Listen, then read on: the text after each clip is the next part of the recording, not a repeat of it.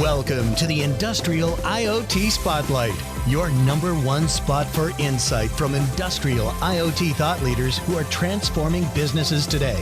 With your host, Eric Walenza.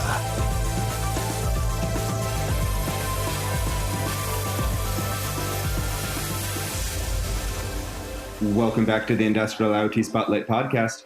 I'm your host, Eric Walenza, CEO of IoT ONE, the consultancy that helps companies create value from data to achieve growth. Our guest today is Dr. Ahmad Glover, founder and CEO of WiGL. WiGL sends targeted energy through an over-the-air wireless electrical power network in order to power or recharge devices without cords and wires. In this talk, we discuss the current status of wireless charging and the alternative solutions for consumer industrial environments.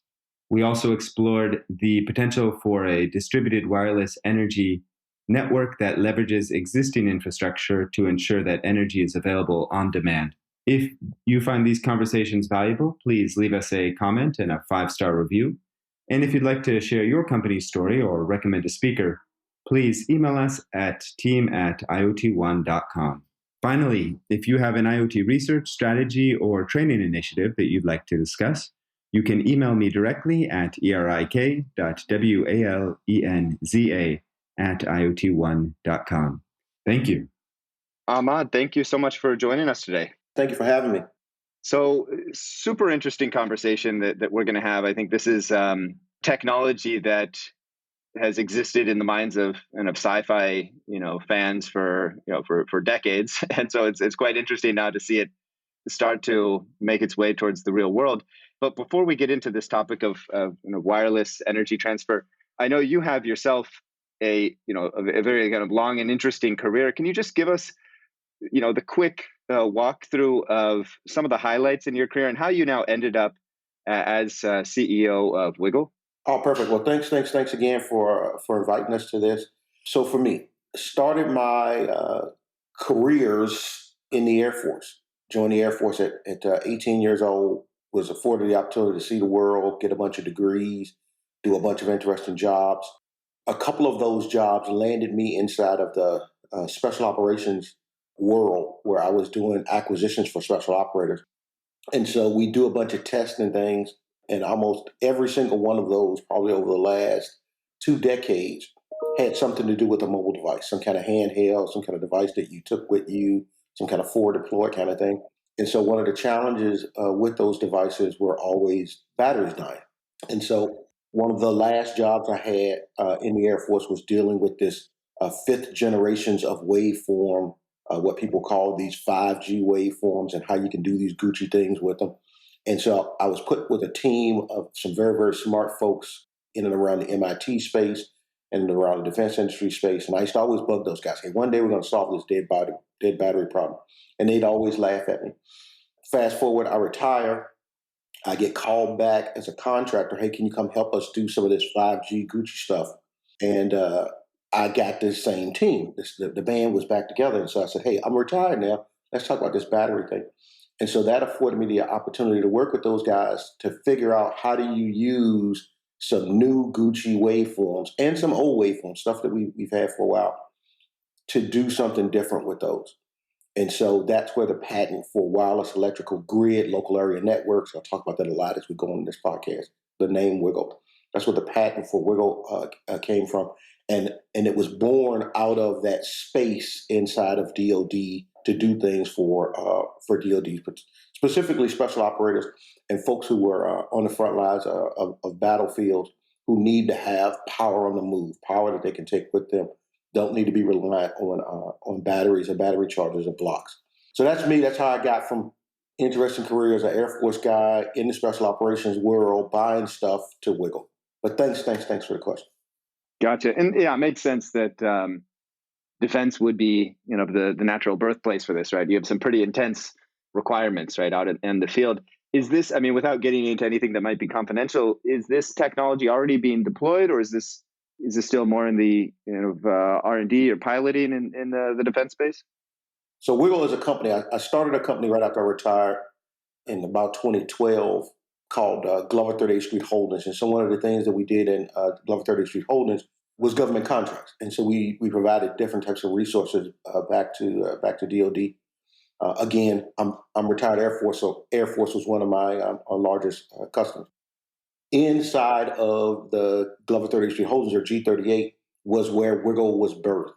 And so in about 2020, of course, when COVID hit, it was starting to get a lot of interest inside of DoD. We were given our first contract in January of 2020 to explore WiGL for Air Force applications.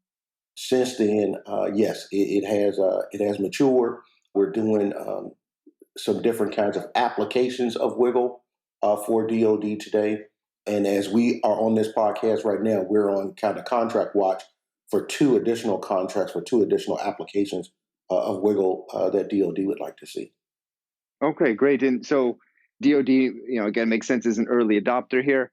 Are there other commercial use cases or customers that are also early adopters or people that you would see as potential early adopters? Where are we in the commercial space here? Let's go back to early on. I said, wireless electric grid, local area networks, or WiGL. And I said, I'm going to talk about that name a lot. So when you think about the wireless electrical part, just the ability to take power and send it from a single transmitter to a receiver. In this case, and I apologize, I do have the right kind of remote. I'm going to use this guy. I'm going to talk about a Samsung remote. I got a Samsung television in here. The reason why I'm showing you that is because Samsung announced January the 2nd, 2020, that Samsung's new TV remote uses radio waves from your router to charge your remote control. And so are there commercial applications? Absolutely. But that's only in one small piece under the larger umbrella of WiGL. So if you think about that television or that router or something that's powered, connected to the grid, right, the G part of WiGL, that says, hey, I see a receiver out there. I've got some random radio wave noise. I'm going to send that to that receiver. In this case, your receiver is this thing that you don't want to find batteries for.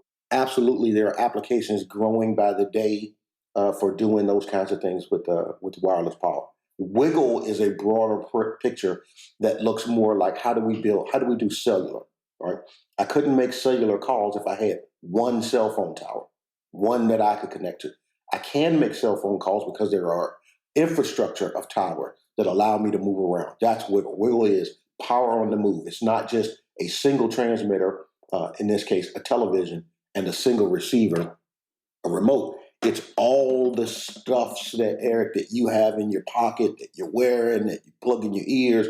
It's all of that stuff working together to give us a wireless power network. Okay, so if I understand correctly, then the current use cases that are on the market are more customized for one particular application. So it's one brand that has a remote and a transceiver receiver designed specifically for this case. And what you're envisioning is then something that's more like a wireless network where I'm in my home, it's powering. I'm in the taxi, it's powering. I arrive at the office and it's powering. So there's different points throughout my journey of a day where I have access to the network and I have access to electricity from the network wirelessly. Is that a fair description of the vision versus maybe the reality today? That is exactly what it is. Now, I'm going to take it a step past envisioning, right? We envisioned it a couple of years ago. We're now putting it into place. And so yeah, exactly what you said. This is moving away from in a laboratory, right? We did a bunch of stuff with the Florida International University about being able to take this technology, make it real, put it on a desk, make it do something, really Gucci.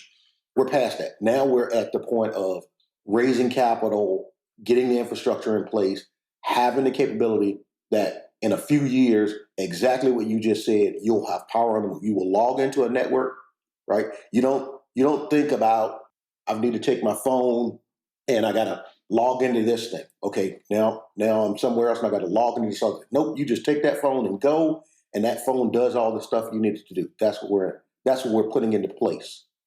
Gotcha. And so you've mentioned a couple devices already. So we have a remote, we have a phone. I guess a remote is quite a low power device.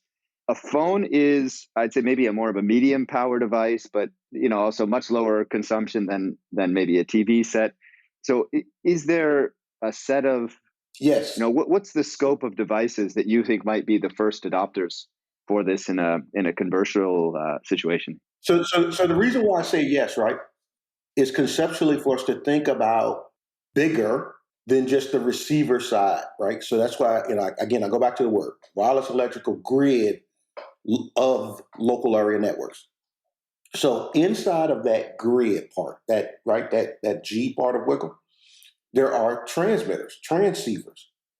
So to your point, right? Well, we would say, well, a television, I wouldn't wirelessly power. Right? It's too much. I need too much juice. I wouldn't do that to a microwave oven. I wouldn't do that to a refrigerator. Well, wait a minute. You wouldn't make the refrigerator or the TV or the microwave a receiver. I agree, but you could make it a transmitter. So when you say, well, what kinds of devices are inside of that WiGL umbrella, we're thinking more like Samsung, right? I can turn those things that are connected to the grid into transmitters, and I can do that fairly easily, fairly cheaply.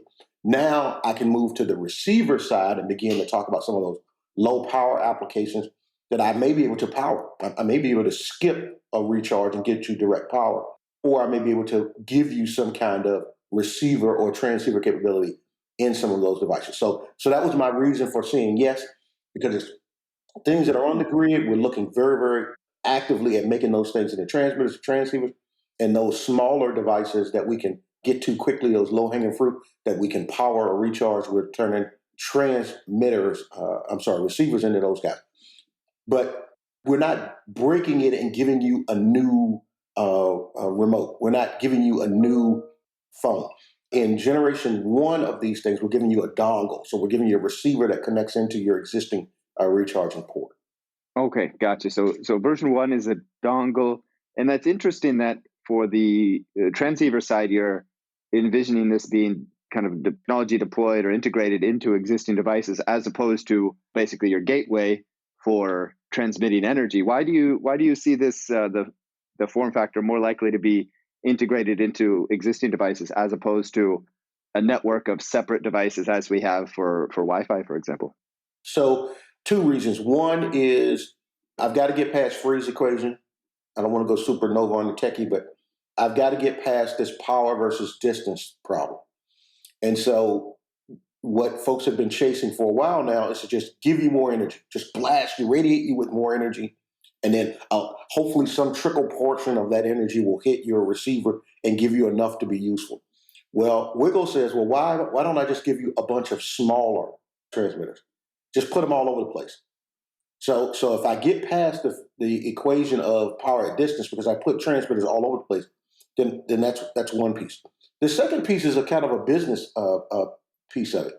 From a business standpoint, I in no way can have a company that says we make televisions, microwaves, electrical outlets, ceiling fans, key fob, right? It's just too much. But I can put this technology, license this technology into these existing applications. And so those are the two key drivers. Is one, I've got a technical piece, but I've got to put lots of transmitters in and around doing these things to give you slow trickle charge. And the other part is a business side where I've got to have a broad enough application of it where it's not just Apple, just Samsung. WiGL is too big for just Apple. WiGL is too big for just Samsung. Gotcha. So there's some kind of exponential function where if you just had one device in your home, it would work within a radius, and then you go outside of that, and it's just transmitting too little data. But if you already have 30 devices in the home, so if 10 of those have WiGL deployed inside of them, you're always close enough to something to get a reasonable amount of power to your device. So that's interesting. The use cases on the power consumption side, I guess you have your devices with relatively low battery consumption. You also, I don't know, this is more on the industrial side. So that's looking at consumer devices. If we look at industrial, I see kind of increasing interest in batteryless devices because, then you're deploying a sensor up in, somewhere in ducks or something, and you just want to basically leave it there for 10 years. You don't want to have to send somebody up to repair or replace the battery. So you have these use cases in factories and so forth. I guess for WiGL, probably use cases out in the field. You also have these situations where you want to basically have a sensor out in the field for 10 years, measuring, is it raining or not? Probably not so suitable for those use cases because you're dealing with really broad distances. But for this type of factory setting, what do you see in terms of the industrial or the B2B applications here? Good question. Okay, so if you think about a confined space where there are sensors to tell you if there are cracks or holes or rust or corrosion, right? A whole plethora of things that we're measuring for safety in a confined space. Absolutely, you could use some kind of wireless power network to manage those things. The question becomes, what's in it, right? So if you're in a confined space in a fuel cell or in an oil tank or in a deep water collection system or a sewage system where you probably don't have humans or animals, right? Then we get away from the question of what waveform are you using. So everything that we've talked about up until now has been in and around the safer waveforms, right? The Wi-Fi frequencies, the radio frequencies. When you get into some of these more B2B kind of places, more of these austere locations, no humans are there, no animals are there, we're just protecting a pipeline, you may be able to use more higher frequency waveform to send the power. You may be able to do things like LiDAR or laser to send that energy. WiGL is not restricted to just radio frequencies. It's waveform agnostic. We're just sending energy, whatever that wireless energy source is, right? The W part of WiGL. We don't, right? We're not wed to a specific radio frequency. And so in those types of applications, absolutely, you could have a location that you're sending a laser or LiDAR to power some of these devices, sensors, robotics that are moving around, drones that you're putting into the air to power these devices. Again, the key to these, however, is not a single transmitter to do this, but a network, a local area network, a wide area network of transmitters and transceivers that are managing these devices that are on the network. We did start this journey with a company that was, and I don't think I can release the name of the robot, but they had a robot that we were going to put a tail onto. Apologies, I don't know the status of that project right now, only because we've been focused on this DoD thing that kind of landed on it.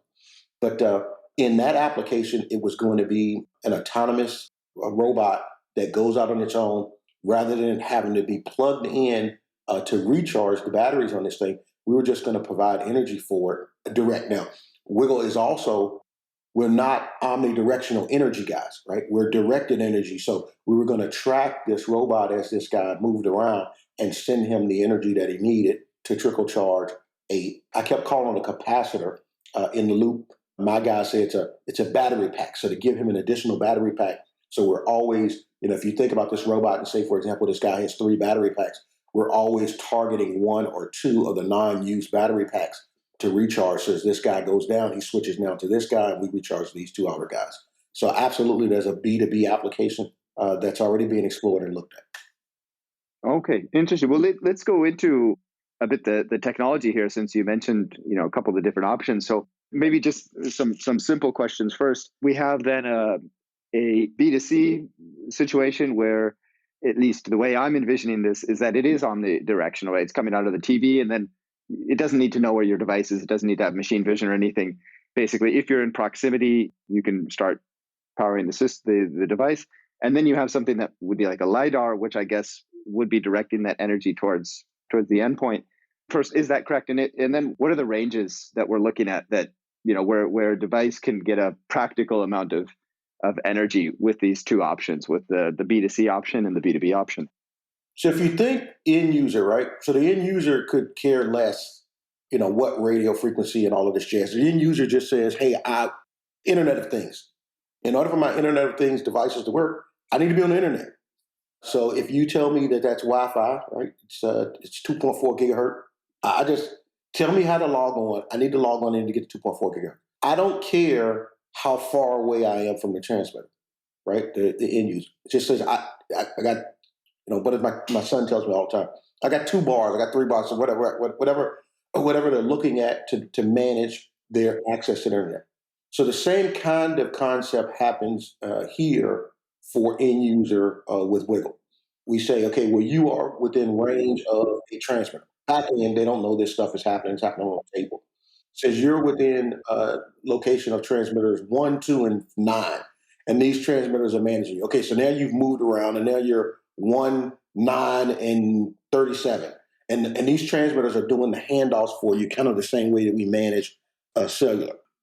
So for the B2B applications, B2C applications, that's what's happening for you as the end user. For distance, what we've been able to measure. So we published a paper here. We're in 2022. So last year, seems like a long time ago, but we published a paper last year in Scientific Reports about what we were able to do basically within a 8-foot by 8-foot or 10-foot by 10-foot grid using 3 transmitters. And these 3 transmitters were able to send power to a device on the move, right? And inside of this space. So if you think about an 8-foot grid with just 3 transmitters, right? Then you'd say, okay, well, if I had 6, right, would that give me 18, 20 feet, right? What could I do with those kind of things? So that's actually what we're doing with some of these other applications of things we're doing right now. And again, that's on 2.4 gigahertz, right? That was the model that we were using. We've got another company that we partner with called Gwen, and they're working with some commercial off-the-shelf omnidirectional transmitters. And it looks like we're able to get a little bit shorter. I think we're about 4 to 6 feet is the distance from the transmitter. But if you say 4 to 6 feet, well, that gives me 12 foot of distance between the 2 transmitters. That's quite a bit of a distance when you think back to our earlier conversation, which is we're not looking at giving you a transmitters that's some new thing. We're looking to retrofit the existing things that are on the grid inside of your homes, inside of your cars, inside of your businesses. So your laptop, which you're plugged in, it's on the grid. It could be a transceiver. Your coffee pot that's plugged in, right? It could be a transceiver. Your overhead light switches, right? These are things that can become transmitters. And so when you say, 12 feet, right? Well, wait a minute, right? I've got a considerable number of things connected to the grid that are shorter than 12 feet away that could be turned into transmitters. So from the end user, end customer side, we're looking at things that won't disrupt their lives. They'll continue to go. They'll just have to, kind of wait as we did with the way cell phone initially matriculated out, which is things are starting to become WiGL enabled. And so I need to get that newer thing because I got a dead spot in my house, or this lamp that's WiGL enabled, or this table that's WiGL enabled, or this electric couch that's WiGL enabled because it connects to the grid, those kinds of things. And from a business standpoint, it would be a matter of, okay, so we make these kinds of devices. We make ceiling fans. As a ceiling fan manufacturer, I had no idea I was in the IoT space. Now that I know that, there's a business application for ceiling fan manufacturing. So hopefully I answered it from both the B2B and B2C for you. Yeah, so let's go into that a little bit deeper. So let's say I'm a ceiling fan manufacturer, I'm a TV manufacturer, I'm, whatever device manufacturer. So then maybe if we look at it from 2 perspectives, one would be, how do I enable my device to transmit energy into this grid? So is it just an aftermarket dongle that somebody could buy at Best Buy and go install, or does it have to be installed in the manufacturing process? And then the second question would be, what's in it for me? So is there a business model for them aside from, maybe basically why would they be motivated to install this in the production process and then add this as a feature to their device? So I'll answer the first piece. Just like we talked about with the receivers, right? We talked about a generation 1 where there's a dongle. Generation 2, we go embedded. Generation 3, it's now moving away from the recharge and into the power side. Same thing happens on the transmitter side. So on the transmitter side, what we've focused primarily on right now is that directed energy piece of it, right? So moving away from the omnidirectional, right? Still giving you the ability to do omnidirectional WiGL, right? So taking commercial off the shelf, buy another guy's transmitter, build a network with that guy's transmitter and go, look, you can buy these all day, every day. You can go online and get them, right? You can have the ability to do WiGL enabled capability with that guy's stuff. The generation one is exactly what you just said. It's a dongle so the end user can go buy something that connects to their ceiling fan, that connects to their television, and it has a antenna and a dongle piece on it. And yep, now you at home do it yourself. You can make these things WiGL enabled. That next generation is now I need that ceiling fan manufacturer to go, wait a minute. To your point, what's the whiffing, right? What's in it for me? Well, what's in it for you is I wish we lived in a world where you and I could talk right now like this and it were free.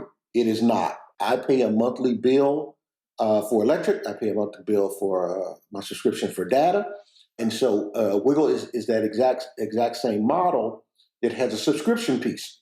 And so if you want to get Wi-Fi at your hotel or Wi-Fi at the cafe or Wi-Fi on board an airplane, you pay a subscription. So in that subscription, there's lots of people who take a little tax off of that subscription because they built the infrastructure that provides that. Same thing happens for that ceiling fan manufacturer. Ceiling fan manufacturer right now has no idea they're in the IoT space. They have no idea how to monetize being in the IoT space. WiGL gives them that ability to get into the IoT space and monetize it. So that's the WIFM for that ceiling fan manufacturer, for the electrical furniture manufacturer. Anyone who is on a grid right now, connect to the grid, we, me, you, all of us need the ability to get energy to these things, right? These things are very, very important. They're critical to us. I mean, as I sit here, at my desk, I can grab a bunch of stuff that I need to have wirelessly powered. And if I had someone who basically can get found money because they make lamps, and this lamp can be WiGL enabled, and because it's WiGL enabled, and we know, right, we're going to manage. I've got these transmitters that are sending me power. These transmitters translate into revenue, which goes into monetization for the manufacturers of those devices. Okay, great. Yeah, makes sense. Let's talk about a couple of the concerns that folks might have with this. So one you already alluded to, which is the safety concerns. So you've got the consumer, option, and then you have the industrial option, which, I guess you don't want to be, I don't know, powering a device that's your dog is lying between and having that kind of run through your dog for an hour. So what are the frequencies that we're dealing with here? And then what are the safety concerns related to both? I guess for the at least for the home solutions, people might have safety concerns. They might not be valid, but at least people would, it's a new technology, so people would at least raise the question. So maybe you can walk us through what concerns there might actually be here. It's the same concern I have, right? I've got a 17 and an 18-year-old. I started this. They were younger kids, right? You're always concerned with the safety of radiating anything. I talked about my background in special operations acquisitions. I was in the satellite space, right? So I was in the military satellite communications space. We were doing all kinds of interesting things with waveforms and sending them from LEO, GEO, HEO, higher orbit, down to humans running around and doing stuff, and sending them to drones and lots and lots and lots of very, very unsafe waveforms that you don't want to stand in front of. But what we're talking about here and what we've demonstrated here, and we've been very, very specific on this, WiGL is waveform agnostic. So if you want to talk to me about high microwave frequencies, you want to talk to me about L band, KU band, S band, got it, right? Let's have a discussion about what we could do across those bands. But what we've demonstrated for humans are Wi-Fi, 2.4 gigahertz at less than 1 watt. And we did that because that's what the FCC says for us here in the States is safe for humans. So what we've looked at is not pump up the power so you can move further away. We've looked at give you more transmitters at a smaller radiation so that it's safer for you. And it turns out lithium ion doesn't like to be recharged quickly. It likes to slowly trickle charge, the store energy in those cells. And so what WiGL is looking to do is meet both the distance problem, give you way more transmitters, and the safety problem, let's radiate less. Got you. Okay. And then you have the B2B environment, and you mentioned that can be more concerning. So, if you're using infrared or something, what are the concerns there? Is it I mean, is it related to sensitive membranes like eyes, or is it any, biological flesh? Does this also pose concerns for corrosion of, if you're putting this through a pipe, could this also cause the increased aging of the material? Are there other issues that might be a concern for maintenance here? Yeah, so all of the above, right? Right. You don't you don't want to put we're going to put a sensor in here to monitor, cracks or corrosions or pitting in a metal. We're going to send a waveform that is going to crack, corrode, or pit the metal, right? So you don't want to do that. So absolutely, in the B2B applications, there's concern with what am I recharging or powering? How can I do that safely for what your mission set is, right? If your mission set is to protect or monitor for, then we're not causing what you're protecting or monitoring for. And so there's absolutely a waveform consideration for a spectrum consideration. I don't really want to say waveform, a spectrum consideration for what your sensors or devices are that you're using. But luckily, we're at a space right now where I was going to say inside of DoD. I'll say not just DoD. We now have the ability to software control, right? If you think of IoT, we can software control when and how, and if there's interference, and if there's something in the way, or if we need to throttle up or throttle down on power management. So we can do those things now so that if you are in an austere location, but cows happen to come through here or coyotes, we're not, to your point, we're not cooking the cows or setting the coyotes on fire because we're using these really high-powered Gucci waveforms.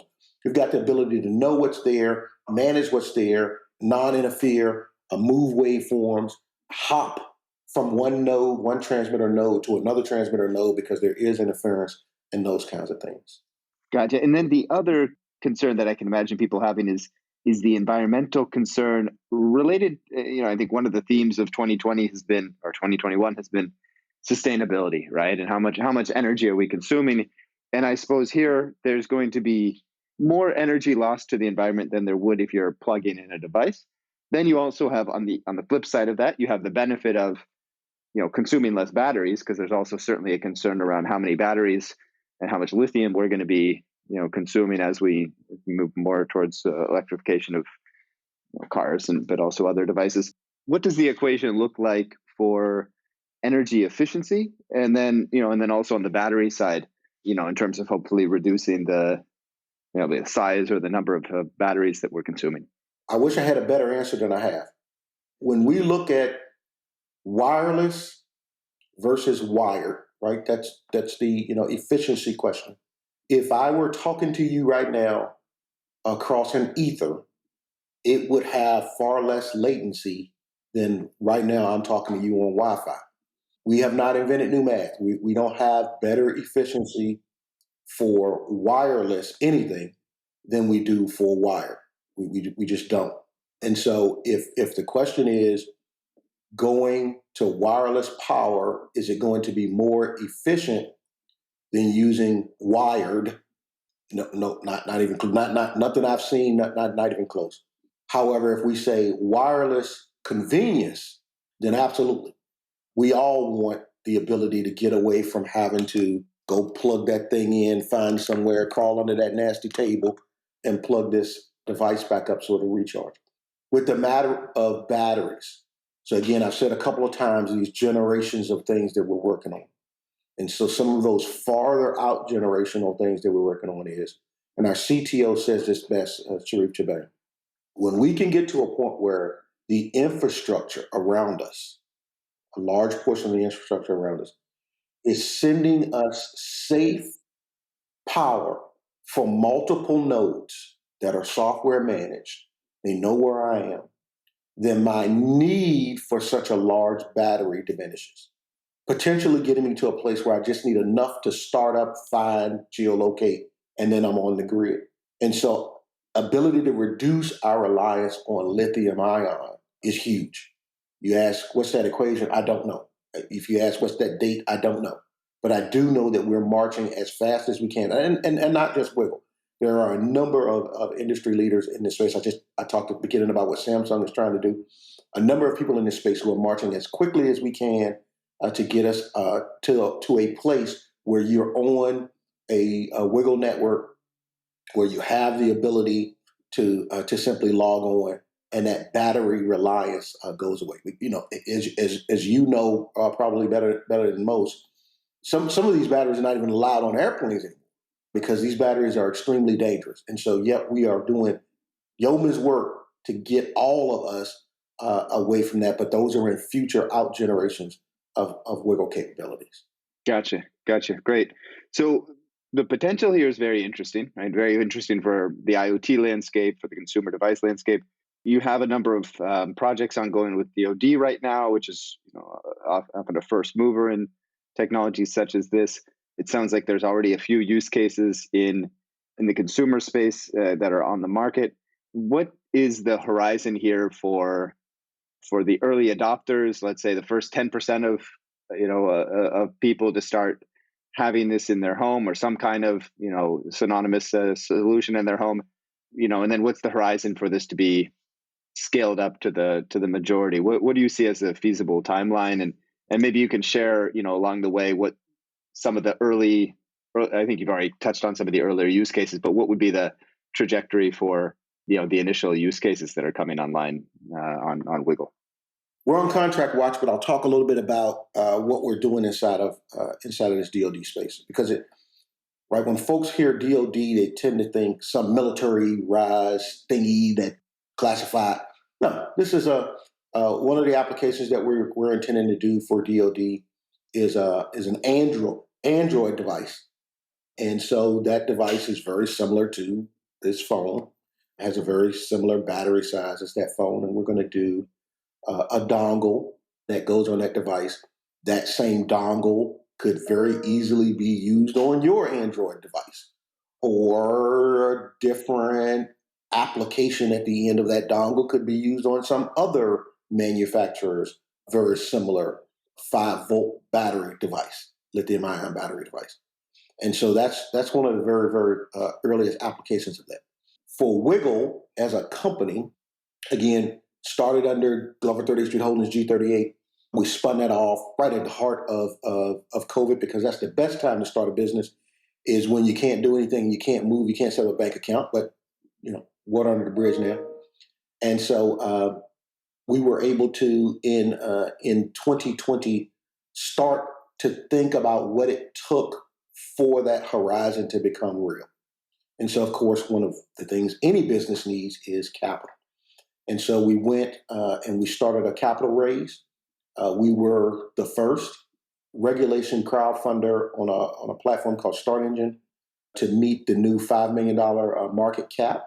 We raised that very quickly, very, very quickly, so quickly that we went back here recently to the SEC and requested permission to do something similar, Reg A raise. And inside of that Reg A raise, we've got some very targeted milestones for our horizon growth to get B2B and B2C.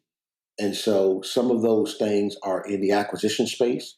So there are some companies who we feel are right at the edge of where we would like this technology to be. It would take some small retrofitting, retooling to make some applications for both B2B and B2C very quickly, based on some of the things that we've leveraged inside of applications for the DoD space. And so we think that probably inside of the next 3 to 5 years is where you'll see that hockey stick start to really go up, and you'll see lots and lots more product and applications of WiGL for you. I mentioned before, Samsung, separate from us, Samsung has already come up with something for single transmitter to a single receiver. And so we think folks are already beginning to look conceptually at how to get inside of the WiGL ecosystem. And so we don't see a 10, 20, 30, 50 years, horizon for you to be able to have WiGL capabilities. We see that inside of just a handful of years from now. Okay, great. Are you planning to? So it sounds like you have recently completed a capital raise. You have plans on going for another. Are you planning more of a traditional venture capital raise? Is that something that's or maybe corporate venture? Is that something that you're looking at? So I have a bit of a story to talk about why we are not. In the heart of COVID, when humans were terrified of other humans, right? You couldn't breathe on each other, you couldn't touch each other. I think, folks were beginning to question if direct eye contact could give you COVID. We started this whole capital raise. So I'll never forget, I was told by this one a billionaire. He said, "Hey, I love WiGL.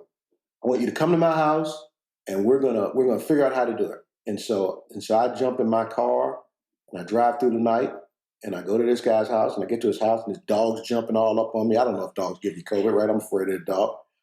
He comes out, he's a toucher. So okay, I don't know if I got COVID now from touching this guy. And we go over all the stuff and we do all the pitch, share all the information with them and all this stuff. That turns into this whole show, really, that kind of started to feel, from my standpoint, from our attorney standpoint, more of how could I get around your technology and do this on my own than how do we move the technology forward. And so, again, I'm retired Air Force guy. Integrity and your word are very important to me.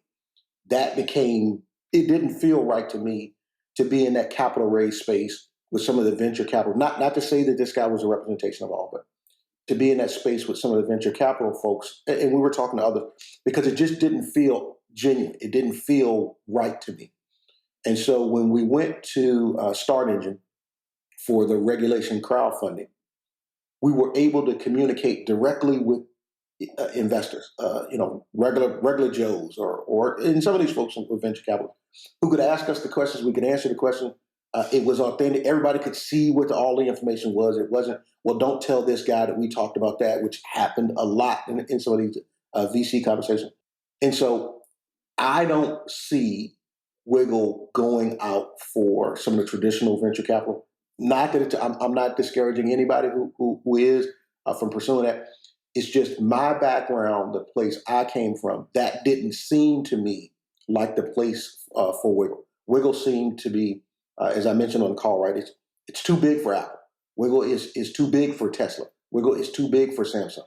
It seemed to me like it needed to be a space and a place where anyone who wanted to participate in the growth of this industry could participate, and not just a few handful of folks who were doing it for reasons that did not taste like they were moving the technology forward. It tasted more like this was to seize a share of the market or to fight another guy or those kinds of things, which is what WiGL was just not intended for. So I don't know if we will ever do the traditional venture capital, go to banks and that kind of thing, because what we found with the Jobs Act is where these crowdfund capabilities came from. What we found with the regulation CF, and we are finding with the regulation A, is that the average person, the person whose pension fund some of these folks are using the money to do it with anyway, they want to be involved and they'd like to reap some of the rewards that some of these venture capital guys are doing. Yeah, well, it's interesting that there really are these alternative investment models now, right? So, as an entrepreneur, you get to choose. I mean, I can certainly appreciate there's always some concern about corporate venture capital. I think a lot of corporate VCs are well intentioned, but they do have strategic, they have some strategic objectives, and venture capital. I personally, I think a lot of them are, upstanding people with a lot of integrity, but of course, there are also VCs that will leak an idea, or maybe explore implementation of an idea themselves. So yeah, I can appreciate the concern here. Great. So I think we've covered a fair bit of territory, Ahmed. Anything that we haven't touched on yet that you think is important for people to know? I think, to me, the biggest thing is a question that I have to answer all the time, right? Which folks say, well, when are you going to have a working model, right? When is the technology, going to be here? And I have to remind them, we had a working model before we had a patent. What we're doing now is we're giving applications of that model of WiGL. We work with one of the premier guys, Dr. Tom Budka, RFD Diagnostics, into making a RF to DC harvesting device for us that we could connect to a basic Wi-Fi router, put a booster on it, and send noise and then harvest that energy on the other side, right? I'm not the only guy doing it. There's lots of people in that space who've done that and have those working models. And so I think the thing that I would want folks to know is, and I thought your horizon question was perfect. When you look at when are we going to get this technology, we're not talking about something your grandkids are going to see. We're talking about something you're going to see. We're just now making it where it's attractive to the B2C, attractive to the B2B. Again, we published last year, I know last year seems like a long time ago now, but we published last year in Scientific Reports, working models. These are in Miami right now at Florida International University. They work. It's just the size isn't right. The packaging isn't right. Again, WiGL is not intending on making televisions and key fob and smoke detectors. So we've got to get those into a fashion that fit inside of the decision-making curve for the manufacturers that we intend to do our future generations of. So I think that's what I would want to leave folks with, is that this is not some science project and in years to come. No, this is in years past, was already built. We're now putting it in a form factor that works best for IoT. Yeah, great. Well, I would love to see this in my house in the coming years.